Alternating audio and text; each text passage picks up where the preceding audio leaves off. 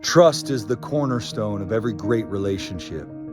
Trust is a foundational pillar inside of every healthy relationship. If you don't have trust inside of your marriage, you don't have a healthy marriage. It's trust, and trust leads to surrender. Surrendering to what? Surrendering to allowing somebody else to become a part of our life. Surrendering to the experiences that they want to have inside of this life that we create together.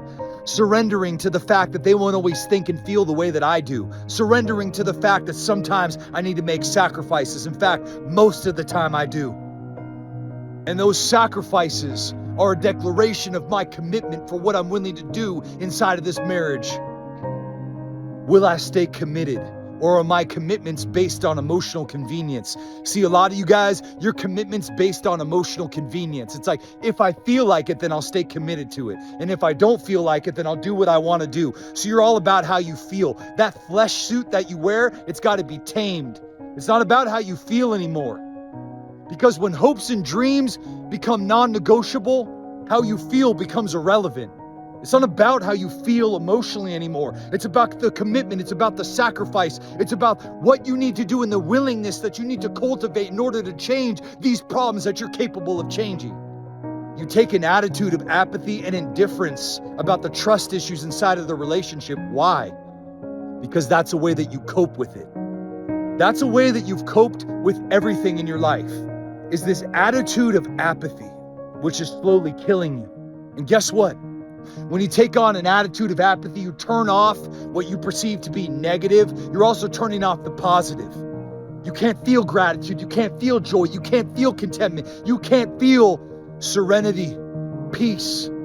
Your heart can't be filled with the love that your family wants to freely offer you because you're turning off everything in your life on the inside. You can only fit so much in here. Let me tell you that. And you wonder why when your cup is so full, you overflow and you just react. Impulsivity. You go back to the avoidance. Is this how you're going to live, in a state of perpetual avoidance in your life? Just avoid every problem in your life? Is that how you solve problems inside your marriage? By avoiding them? This takes you to confront the issue. You can't conquer what you don't confront. You can't defeat what you can't define. You can't change what you can't name. It's time for you to name the issue, confront the problem, define what it is, step into it and acknowledge what it is. If it's broken, then it's broken. If it's fractured, then it's fractured. Call a spade in your life. Be black and white in that regard. Because you living in this gray area, this land of ambiguity, it's not doing anything for you. You think you have more time. See, time is the most precious commodity. You can use it, but you can never own it. And once it's gone, it's lost forever. When will the price, the feeling of pain that you feel in your heart, become greater than the pain of change? What's heavier, the responsibility of change or the weight of regret?